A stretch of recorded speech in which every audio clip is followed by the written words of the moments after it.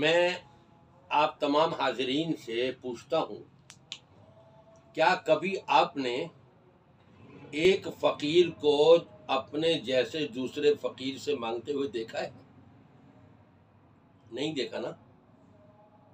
فقیر فقیر سے کیوں مانگے گا؟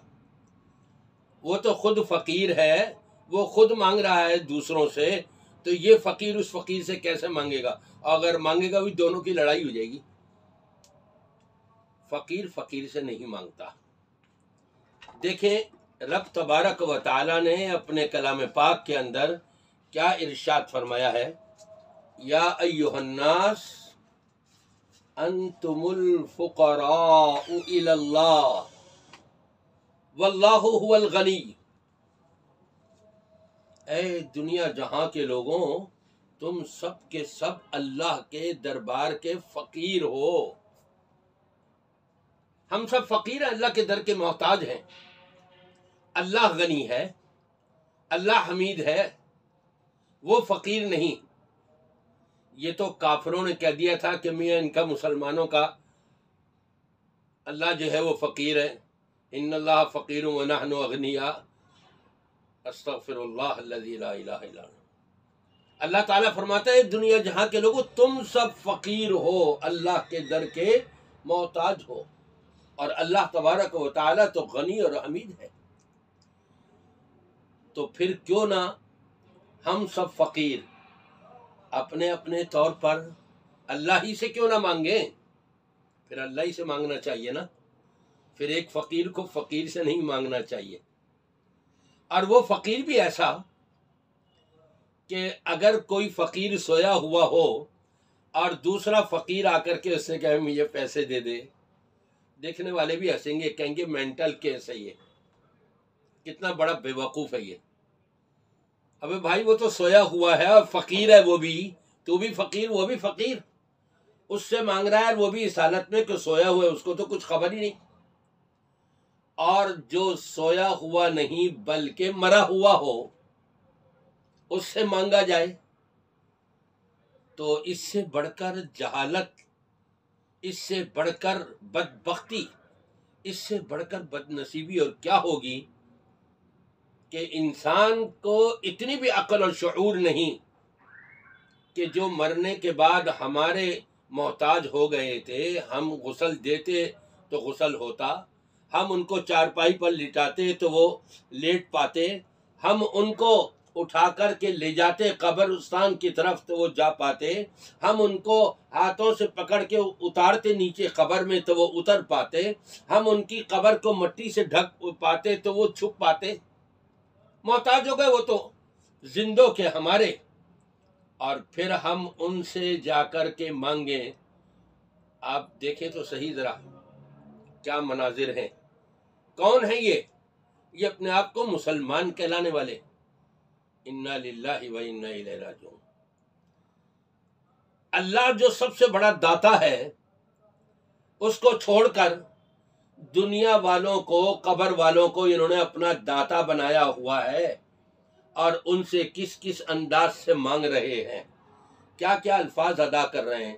ان کو اللہ کی بارگاہ میں ایسے الفاظ ہی یاد نہیں آتے جو الفاظ اپنے سے بھی زیادہ بڑے فقیر سے مانگ رہے ہیں۔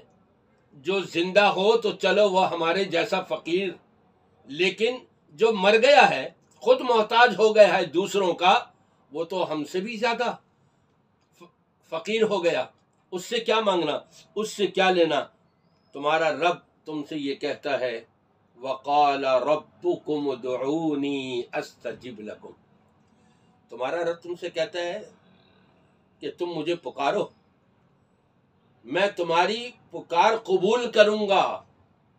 اور جن کو تم یہ قبر والوں کو پکار رہے ہو، مزار والوں کو پکار رہے ہو، تم بھی فقیر، وہ بھی زندگی میں فقیر تھے، اور قبر میں جانے کے بعد تو اور زیادہ محتاج ہو گئے، ان سے مانگ رہے ہو جو تمہاری سنتے نہیں، تم ان کی سنتے نہیں۔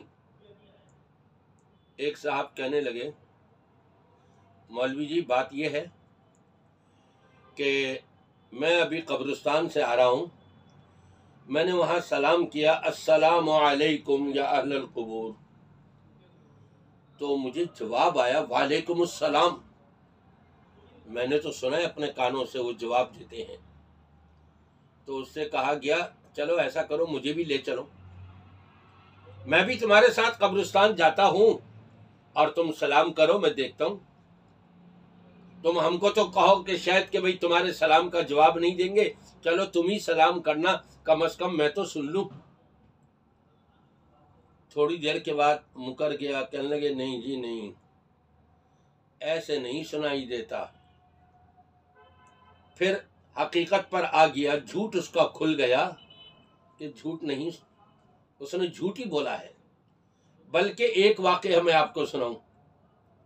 قاری صاحب جو بچوں کو قرآن مجید پڑھاتے تھے، چھوٹے چھوٹے بچے پڑھ رہے ہیں، بچوں کی خواہش ہوتی ہے قاری صاحب جو ہے چھٹی نہیں کرتے، بڑا عرصہ ہو گیا، کسی طرح سے چھٹی ہونی چاہیے. ایک بچے کو سوجھی، وہ دیکھتا تھا قاری صاحب جس گاؤں میں مدرسے میں آ کے پڑھا رہے ہیں، اپنے گھر سے نکلتے تو راستے میں اور مسجد کے، ان کے گھر کے اور مسجد کے درمیان قبرستان پڑتا تھا، وہاں سے گزرتے تھے. اور ان کے قاری صاحب کی عادت تھی جب بھی قبرستان سے گزرتے السلام علیکم یا اہل القبور. تو معمول کے مطابق جب وہ گزرے اور یہ بچہ کسی ایک پکی قبر کے پیچھے چھپ کے بیٹھا ہوا تھا، جیسے ہی انہوں نے کہا السلام علیکم یا اہل القبور، ان قاری صاحب کا جو نام تھا وہ نام لے کر کے وہ بچہ آواز بنا کے کہنے لگا وعلیکم السلام قاری عبد الغفور.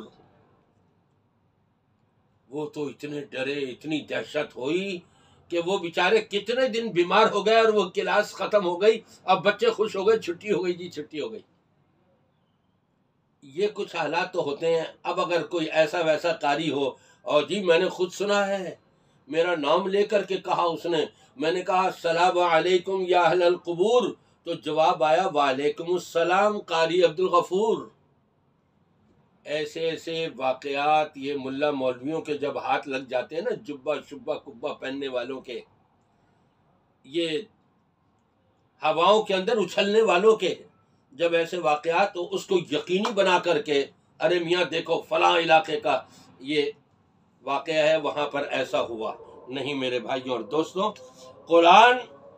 قرآنی اعلان پر سر تسلیم خم کر لو کہ دینے والا کون ہے؟ اللہ ہی ہے، وہی رب ہے کہ جس کے بارے میں یہ کہا الذی هو یطعمنی ویسقین.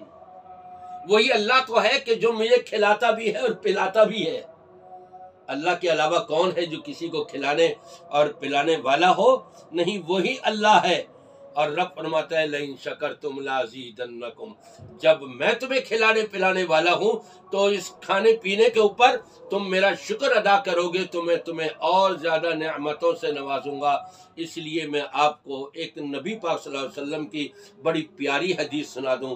نبی پاک صلی اللہ علیہ وسلم فرماتے ہیں ان اللہ یرضی للعبد، اللہ تبارک و تعالی اپنے بندے سے اس وقت راضی ہوتا ہے جب وہ بندہ اذا اکل اکلتن فحمدہ وَإِذَا شَرِبَ شَرْبَةً فَحَمِدَهُ، جب ایک لقمہ بھی اپنے منہ میں رکھتا ہے اور الحمدللہ کہتا ہے، اللہ اس سے راضی اور خوش ہوتا ہے. ایک گھٹ پانی کا پانی پیا اس نے اور اللہ کی تعریف کری، حمد بیان کری، الحمدللہ کہا، اللہ اپنے اس بندے بندی سے راضی ہوتا ہے.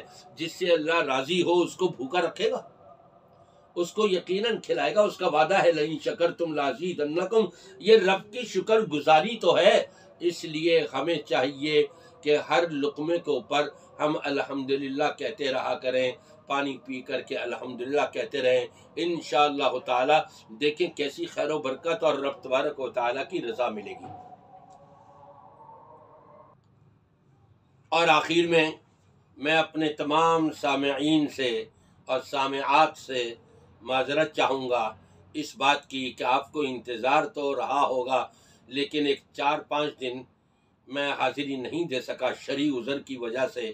انشاءاللہ تعالی یہ سلسلہ تسلسل کے ساتھ قائم رہے گا اور آپ کی دعاؤں کے ساتھ انشاءاللہ آپ سے ملاقات ہوتی رہے گی.